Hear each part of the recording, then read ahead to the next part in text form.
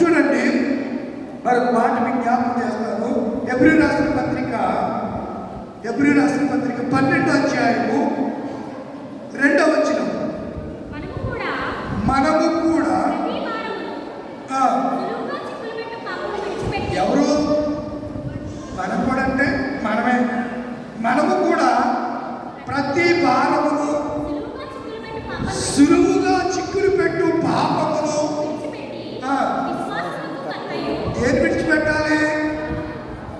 సులువుగా చిక్కులు పెట్టు పాపం. సులువుగా చిక్కులు పెట్టు పాపాలు ఏంటి చెప్పండి, ఒకటి చెప్పండి. ఉదాహరణకి ఎగ్జాంపుల్,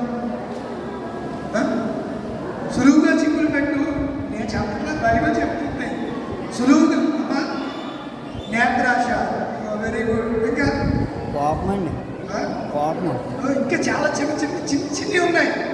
ఇవి సులువుగా. కోపం కూడా, ద్వేషం, పగ, అసూయ, ఇవన్నీ కూడా తెలియకుండానే మన హృదయాల్లో కొన్నిసార్లు అవి వచ్చేస్తూ ఉంటాయి. అవి సులువుగా మన పాపంలోనికి నెట్టేస్తూ ఉంటాయి. పాపం మనకి దారి చూపించినట్లుగా, ద్వారాలు తెచ్చినట్లుగా అవి చేస్తూ ఉంటాయి. ఇక్కడ పౌలు గారు ఏమంటాడంటే, మనము కూడా సులువుగా చిక్కులు పెట్టు పాపమును విడిచిపెట్టి విశ్వాసములకు కర్తయు దానిని కొనసాగించువాడునైనా మన ఎదుట ఏముంచబడింది? ఒక రేస్ ఉంచబడింది. ఇప్పుడు రన్ ఫర్ జీసస్ క్రైస్ట్ అని వేసవికాలంలో పెడతారు. 5 కిలోమీటర్లను, దానికి చాలా డబ్బులు ఖర్చు పెడతారు. ఆ రోజుతోటి అందరూ నడవండి, మంచిది అని అంటారు. ఎక్కడ నడుస్తున్నారు? పొద్దున్నే దేవుడి సన్నిధికి రావడం కూడా వ్యాయామం లాంటిదే. ఉదయమే లేచి దేవుని సన్నిధిలో చప్పట్లు కొడుతూ స్తుతి గీతాలు పాడుతాం. బాడీకి ఎంతో వ్యాయామం చేసినట్టే, వాకింగ్ చేసినట్టే. చేతులు స్పర్శ, ఈ చేతులు చప్పట్లు కొడితే నవనాడులన్నీ వీటికి కూడా ఉత్తేజం కలుగుతాయి. వాళ్ళు వచ్చి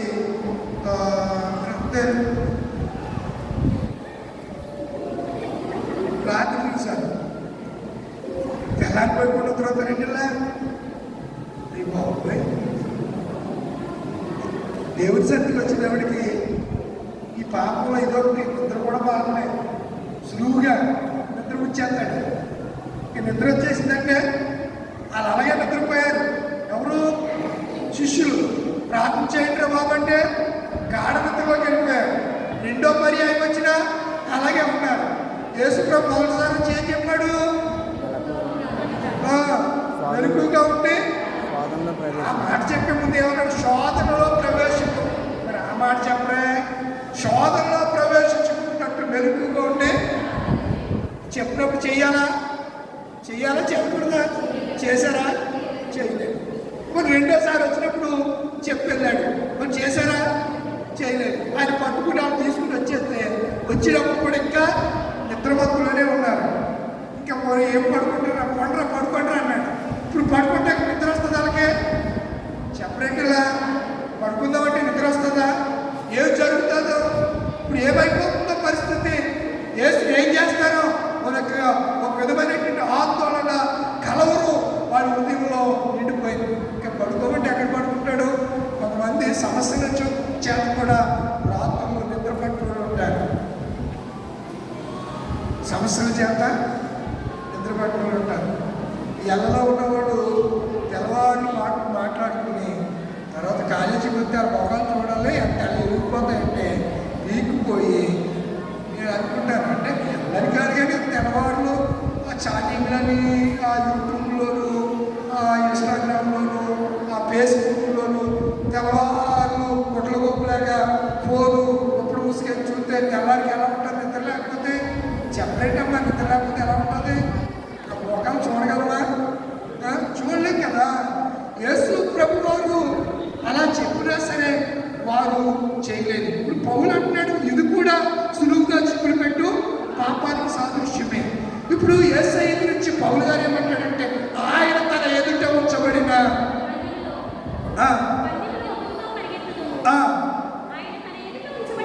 ఆయన తన, నేను చెప్పినప్పుడు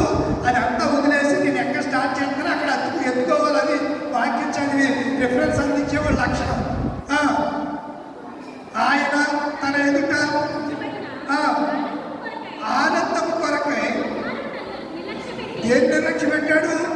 మనం అసలు అవమానం అంటే తట్టుకుంటామా? ఎవరన్నా అంటే పాస్టర్ గారు కానీ అన్నాడంటే నేనేదో నన్నంటే గురుకొంత మానేస్తారు మీరు 2-3 వారాలు, మళ్ళీ మీరు ఎందుకు రావట్లేదు మేము అనుకుని ఎందుకు రాలేదమ్మా అని అంటే అప్పుడు మళ్ళా రియలైజ్ అయ్యి వస్తే వస్తారు, పోయేవాళ్ళు పోయి కడికి పోతారు, అక్కడి చాలా పోతారు అంతే. దరిద్ర బదులు 10 సంఘాన్ని పట్టుకున్న దరిద్రం కానీ వచ్చేవాళ్ళు విశ్వాసంతో ఉన్నవాళ్ళు తప్పనిసరిగా శ్రమ అయినా బాధ అయినా కష్టమైనా ఎన్ని అన్నా అనుభవిస్తూ దేవుడి కొరకు బ్రతుకు. ఆయన తన ఎదుట ఉంచబడిన ఆనందం కొరకు సిలువ ఏమైనా ఆనందమా? సిలువ ఆనందమా అవమానమా? అయినా సరే ఆయన అవమానం ఏం చేశాడు? దాన్ని అసలు యాక్సెప్ట్ చేయలేదు. దాని గురించి అవమానం గురించి ఆలోచించుకుంటా తన ఎదుట ఉంచబడినటువంటి ఆనందము కొరకు ఏది సహించాడు? సిలువను సహించి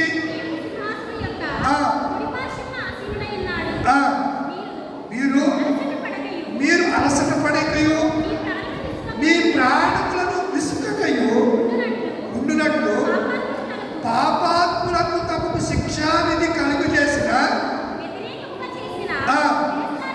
తిరస్కారమంతయు ఎవరు తలుచుకోవాలి? ఎవరు ఓర్చుకున్నారు? ఇవన్నీ ఆయనను తలుచుకుని మనం ఏం చేయాలి అంటే అన్నాడే అని తగ్గించుకుని తుడుచుకుని వెళ్ళిపోవాలండి. యేసుప్రభు గారు మొక్క మీద కాండ్రించి కూసాడు. ఏం చేశాడు? ఆయన తుడుచుకున్నాడు. ఆయన ఎన్ని ఇబ్బందులు పెట్టినా ఆయన మారు మాటలు మాట్లాడారు. నోరు తెరువలేదా పలుకు పలుకలేదా అర్థం ఎక్కడదు. నోరు తెరువలేదా పలుకు పలుకలేదా ఇది ఎవరి కోసమో ఈ జనుల కోసమే ఈ జనని కోసమే ఈ జనుల కోసమే ఈ జగతి కోసమే సిలువలో సాగి యాత్ర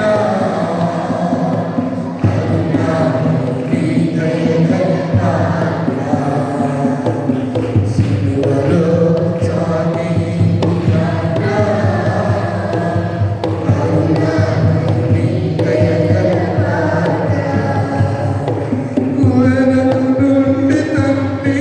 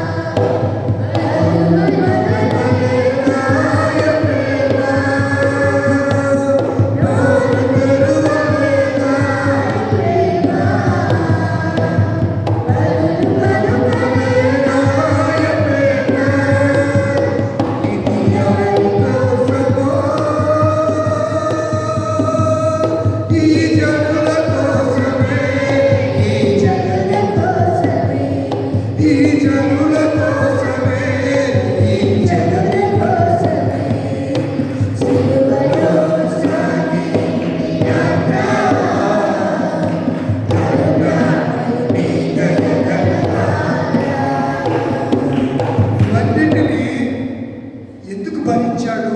ఎందుకు తను తాను తగ్గించుకుని రిక్తునిగా చేసుకున్నాడు అంటే మన కొరకే, మన విడుదల కొరకు, మన విమోచన కొరకు, మన రక్షణ కొరకు ఆయన దేవుడై ఉండి దీనుడై తగ్గించుకున్నాడు. మనం కూడా ఆదివారం కూడా చెప్పారు, ఇదిగో నీ రాజు దీనుడై గాడిదను పిల్లలు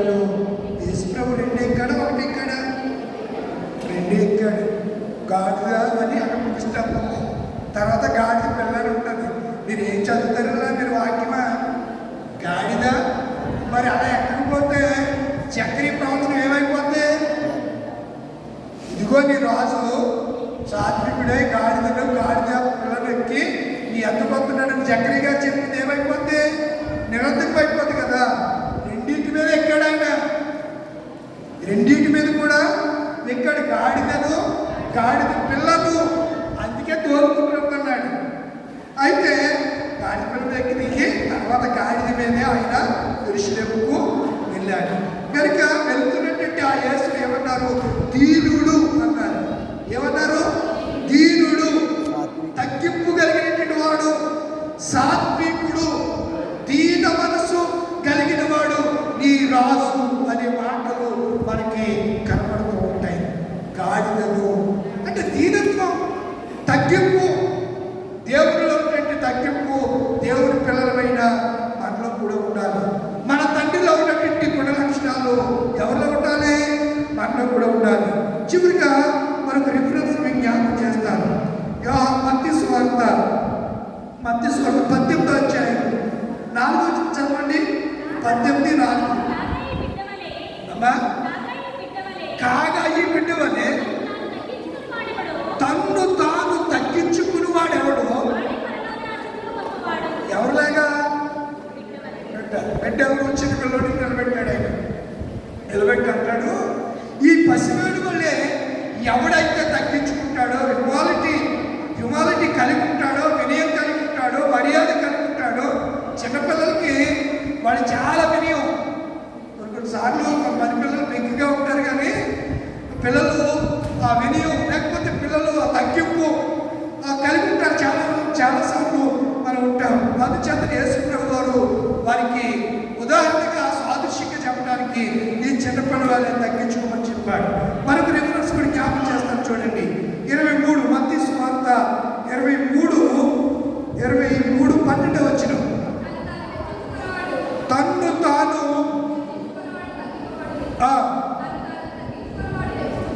కింద కూడా చదువుకోమాట. అయ్యో శాస్త్రులైనా ఎందుకు మీలో ఏం లేదు? మీకు తగ్గింపు లేదు. అయ్యో శాస్త్రులైనా పరిసయ్యులారా, వేషధారులారా, మీరు తగ్గింపు అనేది ఆ లక్షణమే మీలో కనపడలేదని యేసు ప్రభు చిన్నపిల్లవాడిని చూపించాడు. వెంటనే ఈ మాటను ఆయన ఉదాహరించినట్లుగా మత్తయి సువార్తలో మనం చదువుతున్నాం. చివరికి చూడండి, యోహాను సువార్త 13వ అధ్యాయం. యోహాను సువార్త 13వ అధ్యాయం 4-5 వచనాలు చదువుకుందాం. అమ్మా, భోజన పంక్తిలో నుండి లేచి తన పై వస్త్రము అవతల పెట్టివేసి తువాలు తీసుకొని నడుమునకు కట్టుకునేను. అంతట పళ్ళెములో నీళ్లు పోసి శిష్యులు పాదములు కడుగుటకును తువాలుతో తుడుచుటకును మొదలు పెట్టెను. ఏం కట్టుకున్నాడంటే ఆయన? నడనికి ఏం కట్టుకున్నాడు? మీకు తెలుసు తెలియదు, కానీ నా చిన్నప్పుడు మన పెళ్ళిళ్ళలో సంఘపెద్దలు కింద కూర్చొని ఫోన్ చేసేవారు. మీకు తెలుసో తెలీదు, కింద తామరాకుల్లో ఫోన్ చేసేవారు. తామరాకుల్లో ఫోన్ చేసేవారు. పేటల్లో పందులు కోసేవారు. పందులు వచ్చేసి కోసేసేవారు. సంఘపెద్దలు కంపల్సరీ కూర ఇంట్లో వాళ్ళు క్యాటరింగ్ వాళ్ళు వడ్డిస్తే కుదరదు. సంఘపెద్దలకు ఇవ్వాల్సిందే. సంఘపెద్దలు వడ్డించాలి. సంఘపెద్దలు వడ్డించాలి. ఆ సంఘపెద్ద నడానికి ఏం కట్టుకునేవాడు అనుకుంటున్నారు? టవల్ కట్టుకునేవాడు. నడానికి టవల్ కట్టుకుని వడ్డన చేస్తూ ఉండేవాడు. అంటే ఇది దేనికి సాదృశ్యం అంటే, ఇప్పుడు మాకు ఎవరి మీద పక్షపాతం లేదు, మేము అందరిని సమానంగా చూస్తాము అని చెప్పి ఒక సాదృశ్యంగా వీడు చేస్తే యేసు ప్రభు వారు ఏం చేశారు? ఆయన తగ్గింపు ఎలా ఉందంటే శిష్యుడు పాదాలు కడిగాడంటాయి. తువాలతో ఆయన వారి పాదములను ఆయన తుడిచారంటాడు. అలా యేసయ్య చేసినటువంటి కార్యము, లేకపోతే యేసు ప్రభు వారు తగ్గింపు మనము ఈ దినాన్న మనం చూస్తూ ఉన్నాం. పేతురు రాసిన